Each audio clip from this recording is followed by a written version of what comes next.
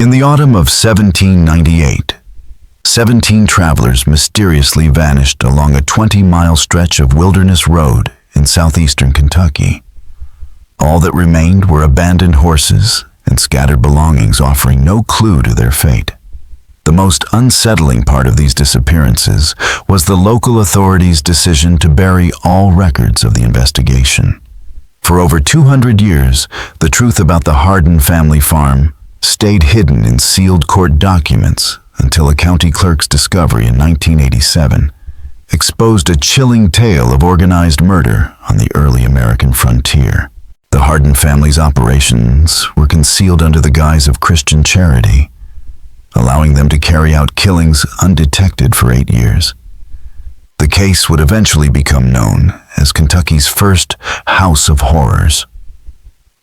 The revelation of these crimes began not with screams, but with a mundane act in a courthouse basement in 1987.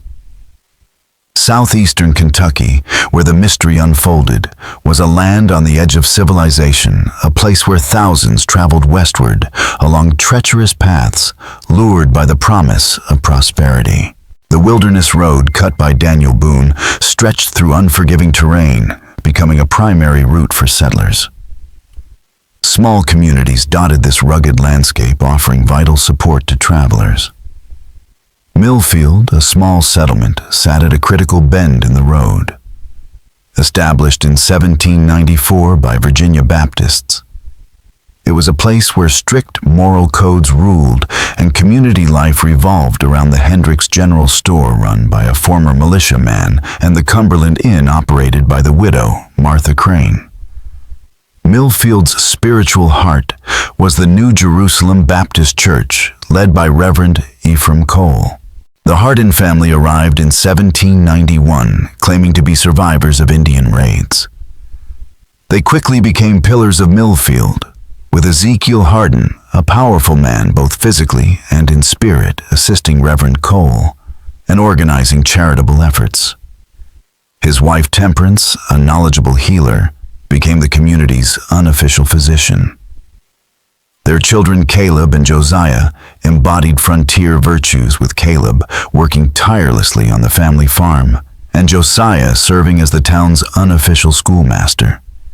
The Hardins seemed like the perfect frontier family, but beneath their image lay a dark secret that would later be uncovered.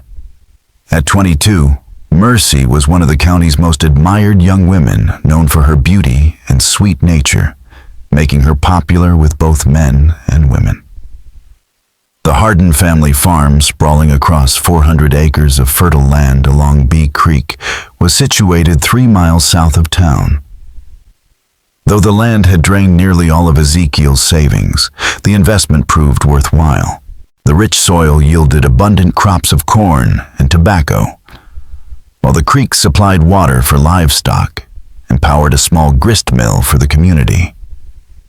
Visitors often remarked on the farm's surprising prosperity, noting that the Hardins seemed wealthier than their farming alone could explain. Ezekiel had designed his home with a focus on comfort and security. A 2-story log house with stone chimneys and glass windows, rare luxuries on the frontier. The rooms were filled with fine furniture, carved chairs, imported china, silver candlesticks, and books suggesting education and refinement. A massive barn housed 50 horses, while a network of outbuildings included a smokehouse, dairy, blacksmith shop, and a root cellar that was the largest in the county. The Hardins were valued by the community for their willingness to help distressed travelers, often riding out in bad weather, to assist broken wagons or injured horses. Temperance, skilled in herbal medicine, treated sick and injured travelers, regardless of their ability to pay, and her medical expertise had saved many lives. The farm became a common destination for travelers seeking shelter and supplies. And by 1798, local guides directed people to Beaver Creek, assuring them that the Hardins would offer fair prices and safe shelter. Mercy carefully maintained the family's guest book, which recorded hundreds of visitors over the years, including merchants, ministers, and adventurers. However, beneath this hospitality, something darker lurked. The first indication that something was wrong came on October 13th, 1798, when merchant Samuel Fletcher failed to arrive in Lexington as scheduled. Fletcher, a reliable and punctual merchant who had traveled the Wilderness Road for 12 years, never deviated from his planned routes. His business partner, Thomas Greeley, grew concerned when Fletcher failed to send word after 5 days, 2 days beyond his expected arrival. Knowing something catastrophic had likely occurred, Greeley began his search on October 18th, retracing Fletcher's route backward from Lexington. Greeley questioned innkeepers, merchants, and farmers along Fletcher's route, all confirming that Fletcher had passed through on schedule. But when he reached Millfield, Fletcher seemed to vanish. On the second day of searching, Greeley found Fletcher's distinctive bay mare grazing near Miller's Creek, still saddled but showing no signs of distress. The horse appeared well cared for, as if deliberately released. Its bridle had been removed and hung on a tree, suggesting human intervention. Fletcher's saddlebags containing his trading goods and nearly $50 in silver were untouched, ruling out robbery. But the most unsettling discovery was Fletcher's personal items scattered in a deliberate trail leading into the woods, as if he had been dragged away from his horse. Local Constable Jacob Winters, a former Continental Army sergeant, led the investigation. Winters had the experience and resolve needed for frontier law enforcement, and Fletcher's disappearance felt off. He quickly organized a search party, including skilled tracker Henrik Johansson and former bounty hunter Benjamin Stokes.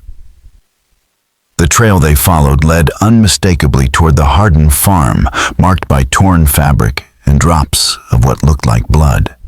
But at the boundary of the farm, all traces of Fletcher vanished, as if he had been taken by invisible hands. The searchers scoured the area but found no sign of struggle, nothing but an eerie emptiness. Even Johansson, a legendary tracker, was stumped. When Winters questioned Ezekiel Hardin, his response was oddly rehearsed. Ezekiel confirmed that Fletcher had arrived at the farm on October 13th, seeking directions to a shortcut to Lexington. He had declined their hospitality and insisted on continuing, despite warnings of bad weather. Ezekiel claimed that Fletcher had appeared anxious, mentioning that strange men had been following him since Virginia. He left the farm heading north, despite the worsening conditions. The entire Hardin family echoed Ezekiel's story down to the smallest details. Temperance remembered Fletcher complaining of stomach pain and accepting some herbal medicine. Caleb had offered to escort him, but Fletcher refused, citing urgency. The story was too consistent, too polished, and too rehearsed to be real. Winters, accustomed to witnessing small contradictions in genuine testimonies, felt uneasy. The Hardins' account didn't ring true. It was as though they had memorized it, leaving no room for doubt. Constable Winters' suspicions grew when he noticed significant changes on the Hardin farm during his visit. A new, unusually large smokehouse had been constructed near the main barn, its thick stone walls seeming more suited for something other than food preservation. Fresh earth around several outbuildings suggested recent digging, and the root cellar had been enlarged, its entrance now large enough to fit a wagon. When Winters inquired about these improvements, Ezekiel explained that the family had enjoyed a particularly profitable harvest and needed the new facilities for storing crops and curing meat for commercial sale.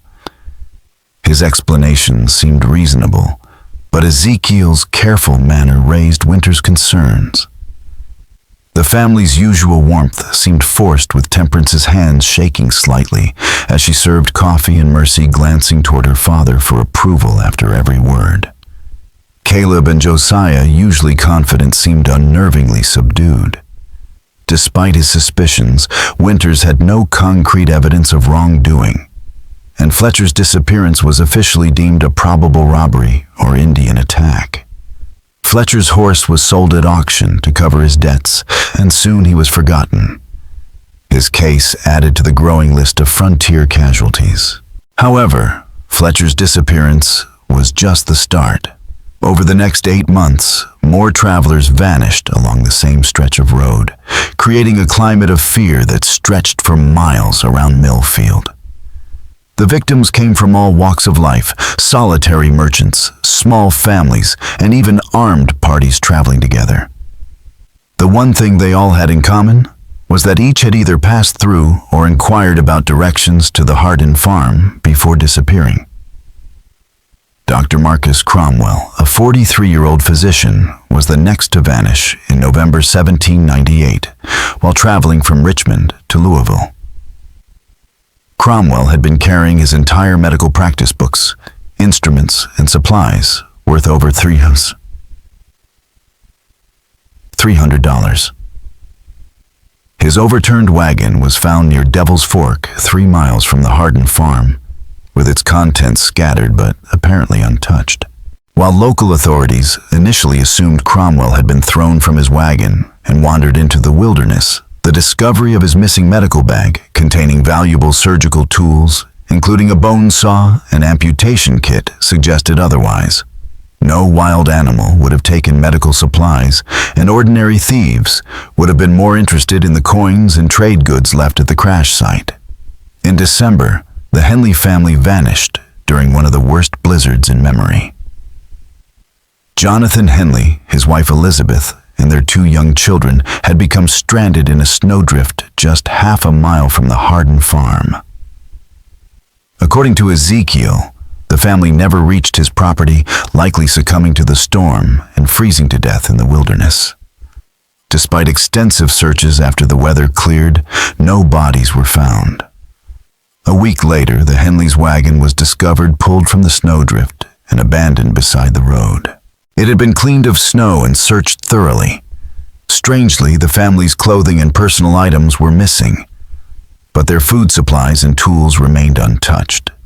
Tracks around the wagon indicated that multiple people had worked together to free it, suggesting human involvement in the family's disappearance.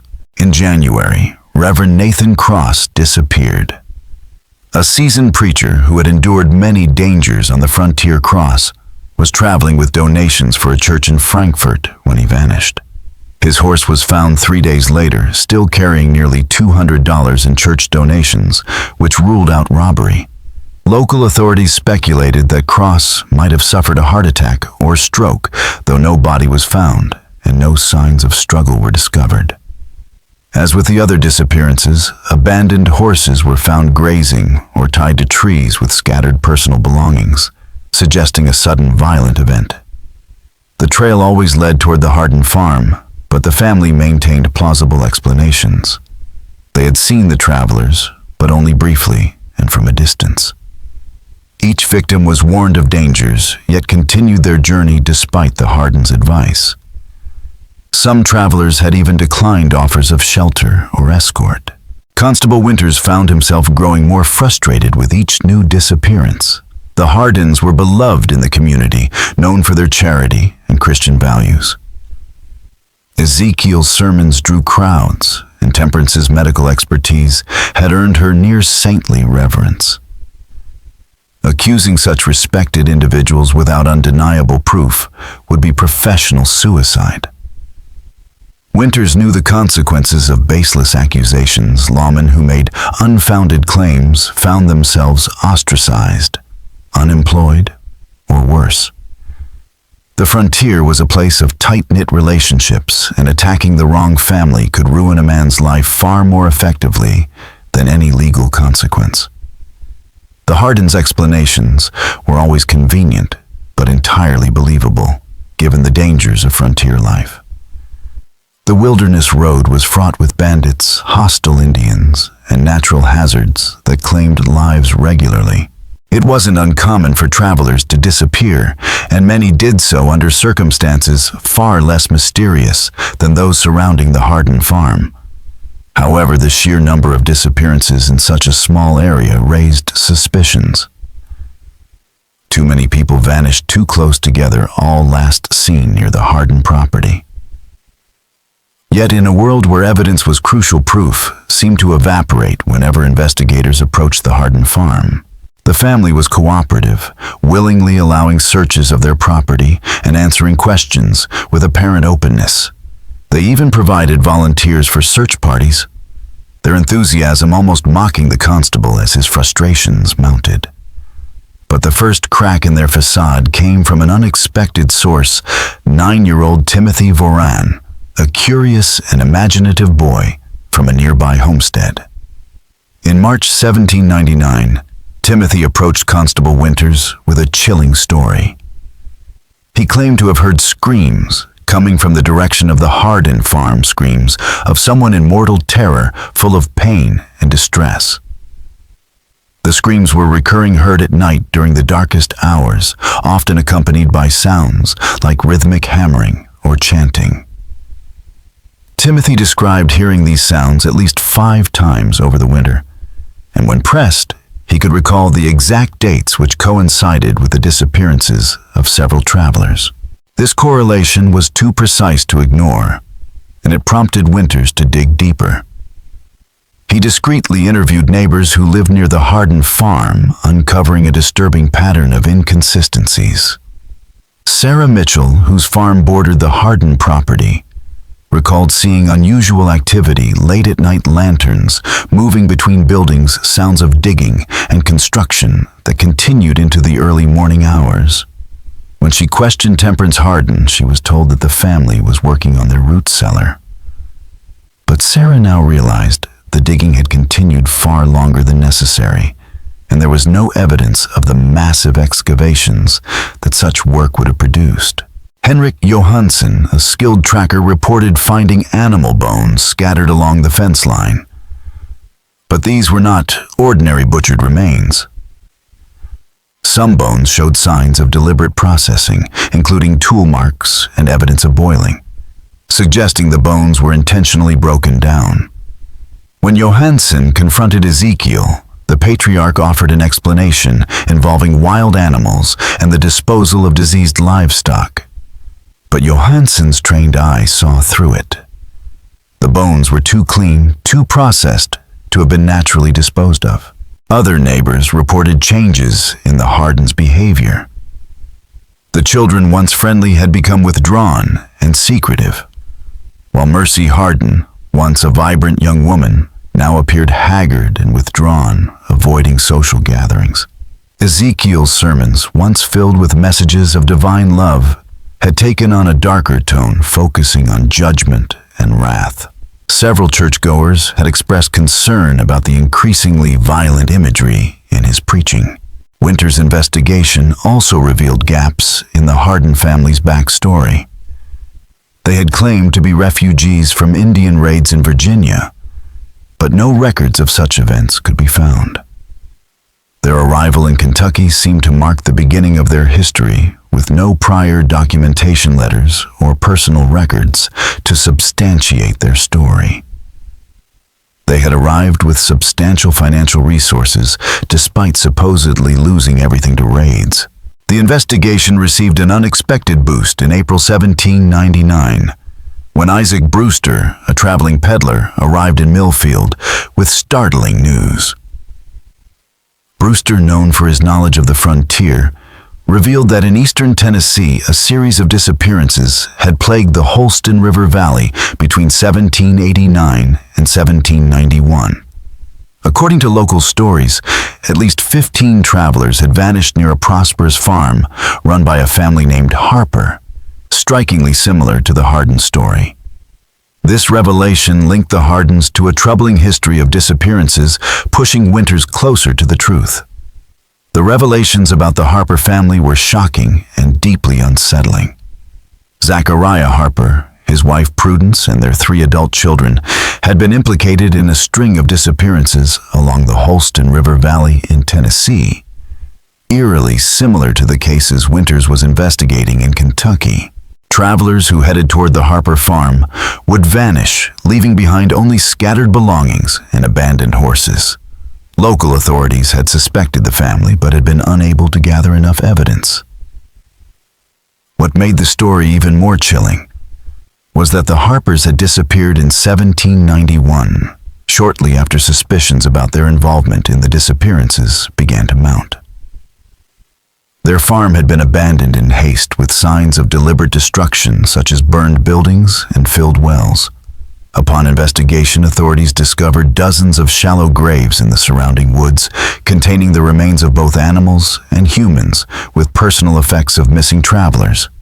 Yet by then, the Harper family had vanished completely, and a 6-month manhunt failed to find them. Isaac Brewster's testimony linked the Harpers to the Hardens, suggesting that they were not just opportunistic criminals, but experienced serial killers who moved from region to region as suspicion grew. The family's operation in Kentucky appeared to be even more sophisticated than in Tennessee, with better methods for disposing of evidence and creating convincing cover identities. The number of victims was likely far greater, stretching across multiple states, and their killing spree had become one of the most extensive in American criminal history. Winters, though, burdened by Brewster's revelations, knew that his investigation was not yet complete. Without solid evidence, it would be impossible to secure convictions. Frontier justice required irrefutable proof, something that could withstand the scrutiny of skeptical juries and lawyers.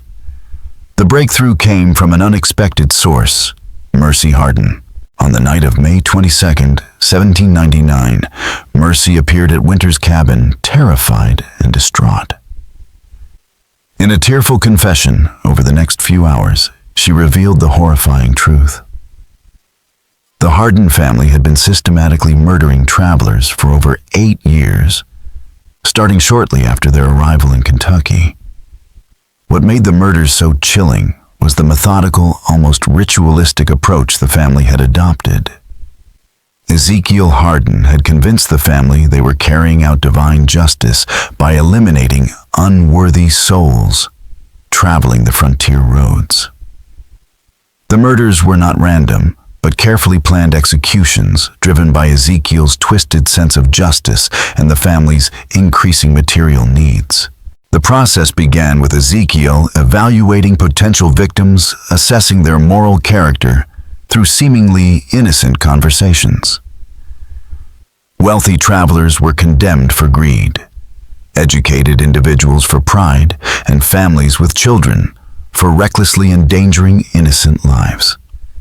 Once a judgment was passed, the family would invite the victim to stay the night under the guise of hospitality, offering food, shelter, and safety from the dangers of the road. Temperance Harden would prepare elaborate meals, and the children would entertain the guest with music and conversation. At the end of the evening, victims would unknowingly consume a drugged meal, which made them drowsy and disoriented, preparing them for the family's gruesome plans. The travelers would wake up bound and helpless in the farm's underground chambers, an extensive network of rooms and tunnels that stretched for nearly 200 yards. The largest chamber was used for what Ezekiel called trials, where he would preside over a mock legal proceeding to decide the fate of each prisoner. The trials, which were mere sadistic theater, were framed as acts of divine justice. Ezekiel justified the murders as necessary sacrifices to purify the frontier of what he deemed unworthy souls. Some victims were kept alive for weeks or even months, forced to perform labor for the family before being executed. Others were executed immediately, with methods varying according to Ezekiel's twisted beliefs, hanging for thieves, drowning for those guilty of pride or blasphemy. Mercy's confession provided the damning evidence Winters needed to take action. It revealed the full scope of the Harden family's crimes, systematic ritualistic murders carried out over nearly a decade. With Mercy's testimony, Winters now had the evidence to bring Kentucky's most notorious family of killers to justice. The Hardens' executions were saved for those Ezekiel judged the most wicked wealthy merchants, government officials, and anyone who questioned frontier religion. Their systematic killing operation, hidden behind a veneer of hospitality, grew more horrifying by the day. Mercy's testimony painted a chilling picture of how the family operated, revealing that each member had a specific role in the gruesome operation. Caleb and Josiah were the muscle tasked with capturing victims and managing the underground complex, including disposing of bodies through a vast limestone cave system. Mercy kept detailed ledgers documenting the victims, names, possessions, final words, and the method of disposal. Temperance, the medical expert, not only prepared the drugs that incapacitated the victims, but also kept them alive when necessary, using her knowledge to extend their suffering. Her expertise in torture, combined with psychological manipulation, kept prisoners subdued, ensuring the family's twisted agenda was carried out. The family's ability to evade suspicion relied on an intricate system of deception. Bodies were transported through the caves to remote caverns where decomposition was accelerated and personal belongings were either kept sold or scattered along roads to create false trails. Even the horses were sold far from where their owners had disappeared, confusing investigations. Meanwhile, the Hardens maintained their reputation through charitable acts, making their criminal activities nearly impossible to suspect. Mercy revealed the family's ambitions to expand their killing network, planning to establish courts of divine justice across the frontier. This network of death camps would allow them to operate with even more impunity. Yet the family's confidence grew so strong that they began targeting those who posed any threat to their operation. Mercy's own terror came from her realization that she too was at risk. Ezekiel, increasingly paranoid, had already marked Constable Winters and Isaac Brewster as threats. Worse, there were already multiple victims in the family's custody: William Patterson, Rebecca Foster, and Luther Grimby, scheduled for execution soon. Mercy's confession changed everything for Constable Winters. Time had run out for a methodical investigation. Innocent lives were at risk, and the Hardens were more dangerous than ever. Winters knew he needed immediate action. With little choice, he enlisted the help of trusted locals, including Henrik Johansson, Isaac Brewster, Benjamin Stokes, and Daniel Crawford, all experienced frontier men. The rescue mission would be perilous, and the primary goal was to save the prisoners, even if it meant using lethal force to prevent the Hardens from escaping. The plan was simple, but fraught with danger. The group would approach the Harden farm under the cover of darkness, using the cover of creek beds and tree lines to stay hidden. Mercy had provided crucial intelligence about the farm's layout, detailing the two entrances to the underground complex, the main entrance through the root cellar, and a concealed emergency exit in the woods. Weapons were cached at both locations, and Ezekiel had trained his sons in defense tactics. When the group arrived at the farm, they found the reality worse than expected. Recent excavation work was visible far beyond what was necessary for an ordinary farming operation. The scope of the Hardens' crimes was even greater than Mercy had described, confirming the depth of their depravity.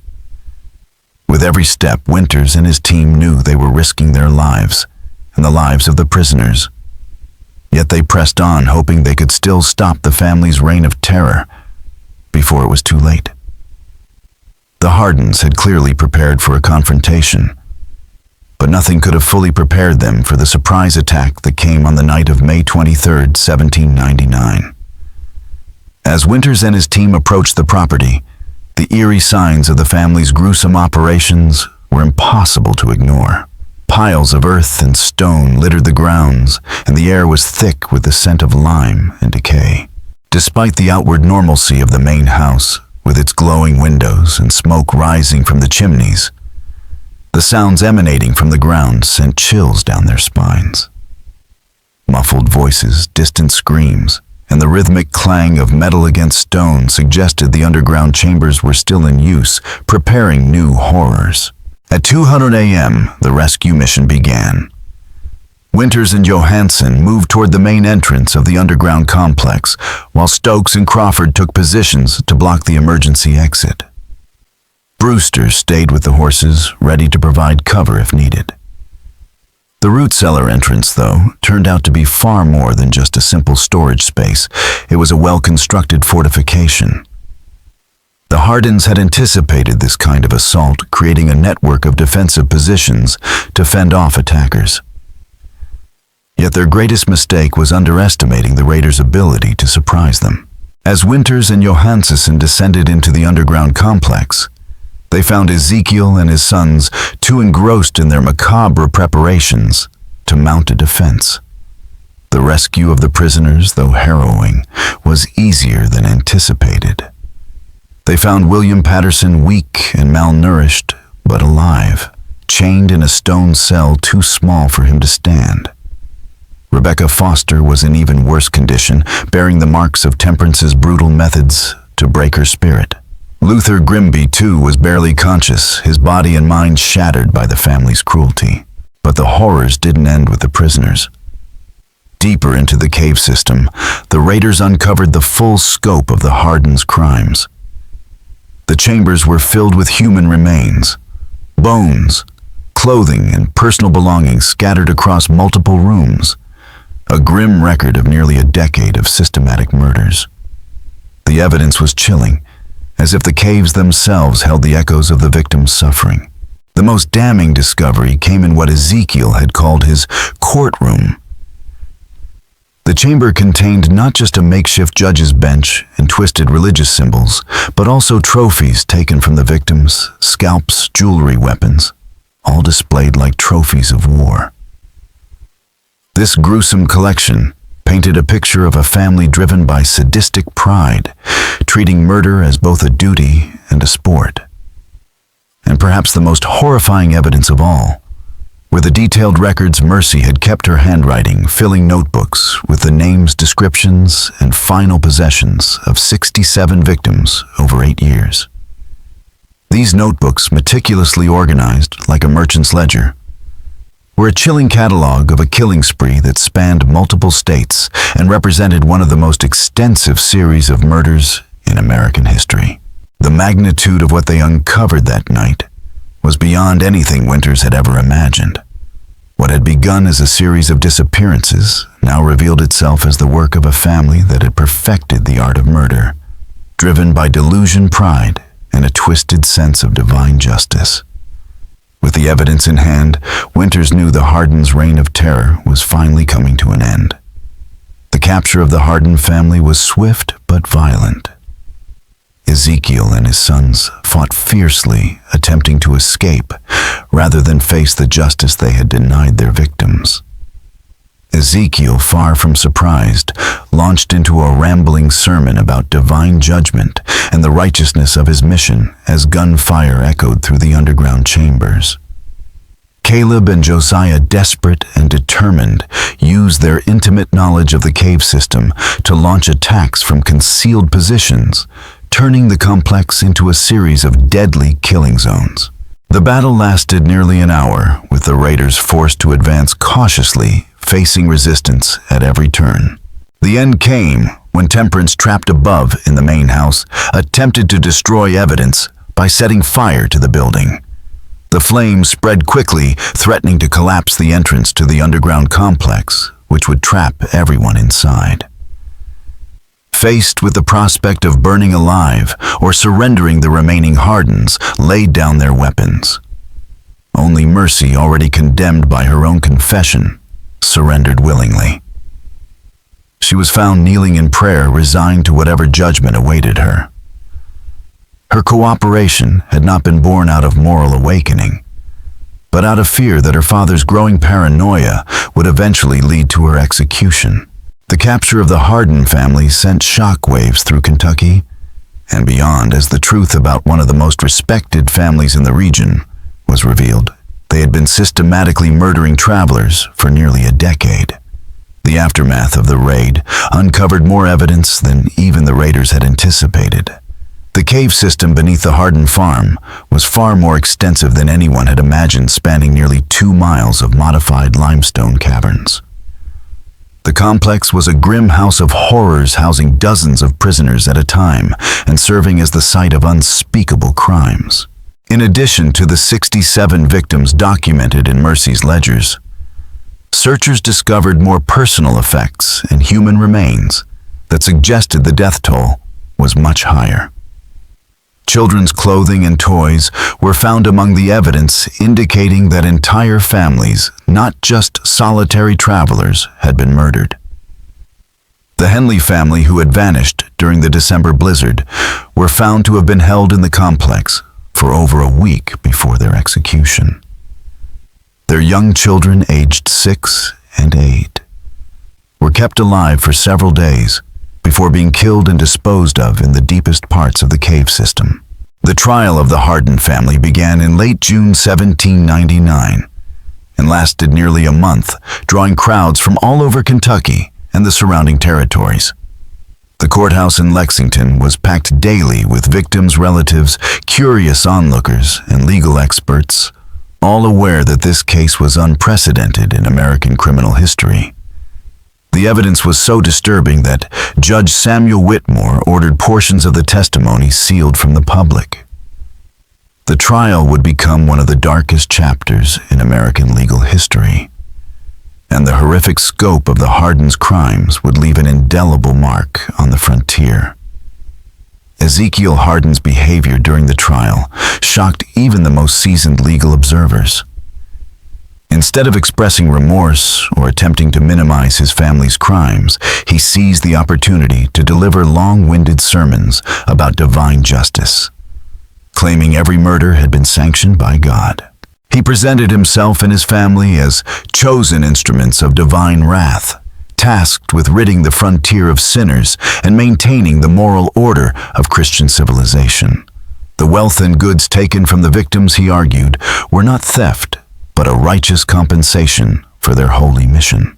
Ezekiel insisted that the underground complex was not a prison, but a courthouse where God's justice was carried out according to biblical principles. His wife Temperance and their sons Caleb and Josiah tried to deflect responsibility, claiming they had been coerced into participating by Ezekiel's religious fanaticism and threats of violence.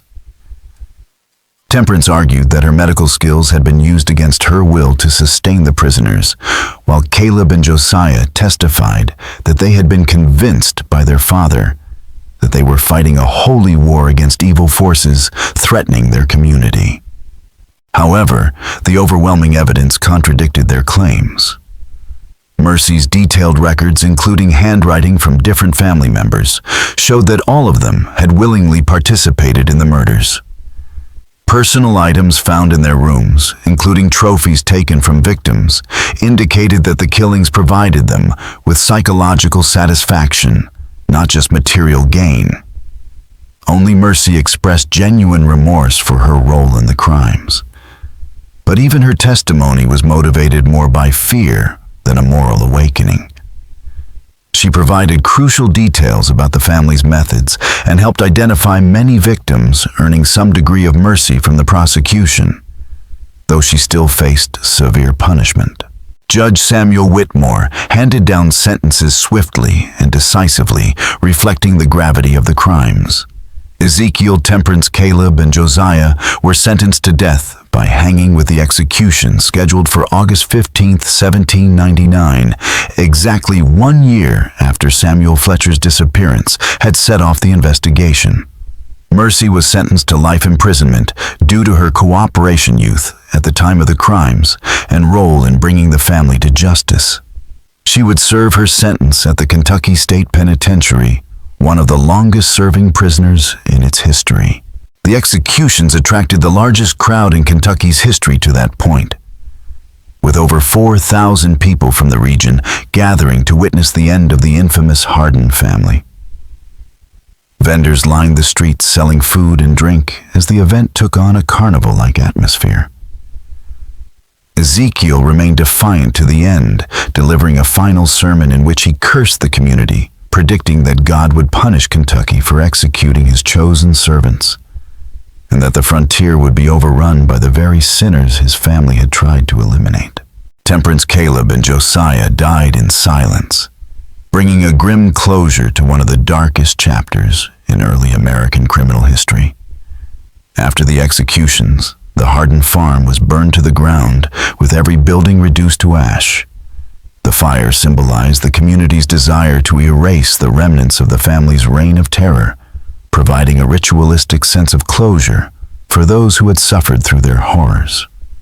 The underground chambers where the Hardin family had kept their victims were sealed with explosives and tons of rock, effectively transforming the complex into a tomb that would allow the victims to finally rest in peace.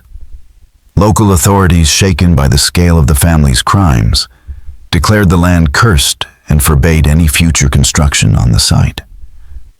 But the shadow of the Hardin family's atrocities extended far beyond their deaths, leaving an indelible mark on frontier justice and reshaping how communities viewed the balance between hospitality and security. The Hardin case led to the establishment of new laws requiring background checks for land purchases and new protocols for investigating missing persons. These measures would influence law enforcement practices for decades. More importantly, the case served as a chilling reminder of the dangers of blind trust in religious authority and the ease with which evil could disguise itself behind a facade of respectability. Frontier communities, once naively trusting, began questioning their assumptions about neighbors and strangers alike. The legal proceedings also set important precedents for using circumstantial evidence in capital cases and safeguarding witnesses who cooperated with authorities. Mercy Hardin's testimony was particularly significant. It demonstrated that even the strongest family loyalty could be overcome with the right legal incentives and protections, paving the way for similar prosecutions in complex criminal cases. The surviving records of the case were sealed by court order in 1801, limiting access to law enforcement and legal scholars. This decision was made not only to protect the privacy of the victims' families, but also to prevent potential copycat crimes by those who might see the Hardin's methods as a blueprint for their own sinister ambitions. For nearly 2 centuries, the full details of the Hardin family's crimes remained hidden within these sealed documents. Over time, the story became a vague part of local folklore, with only fragments of the truth surviving in family traditions and whispered tales. By the mid-1800s, few could accurately remember where the Hardin homestead had once stood, and the area's dark history faded into obscurity. The rediscovery of the case files in 1987 allowed historians to piece together the full story of Kentucky's first family of serial killers. However, even today, many questions remain unanswered. The cave system used by the Hardins to dispose of their victims has never been fully explored, and authorities suspect that additional remains might still be hidden in the deeper, inaccessible parts of the caves.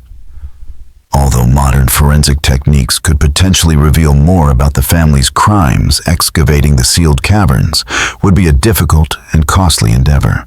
Local authorities, wary of reopening old wounds, have shown little interest in revisiting the case. They prefer to leave the dead undisturbed, fearing new revelations might reopen painful scars for the descendants of the victims. The Hardin case has also forced historians to reconsider other unexplained disappearances along frontier roads during the early American period. Could there have been other families hiding similar dark secrets? How many missing travelers were not victims of random violence, natural hazards, or Indian attacks, but of carefully orchestrated murders committed by people they trusted? Statistical analysis of frontier disappearances from that era reveals troubling patterns suggesting that the Hardin family may not have been unique in their crimes. The case remains a chilling reminder that even the most respectable facades can conceal horrors beyond imagining. Clusters of disappearances near other prosperous charitable families have been identified across Tennessee, Virginia, North Carolina, and Georgia during the same period as the Hardin's reign of terror. While none of these cases have been definitively linked to systematic murder, the similarities are striking enough to warrant further investigation. The answers to these questions may have died with Ezekiel Hardin on that August morning in 1799. But the questions themselves remain serving as a chilling reminder that evil often wears the most innocent face.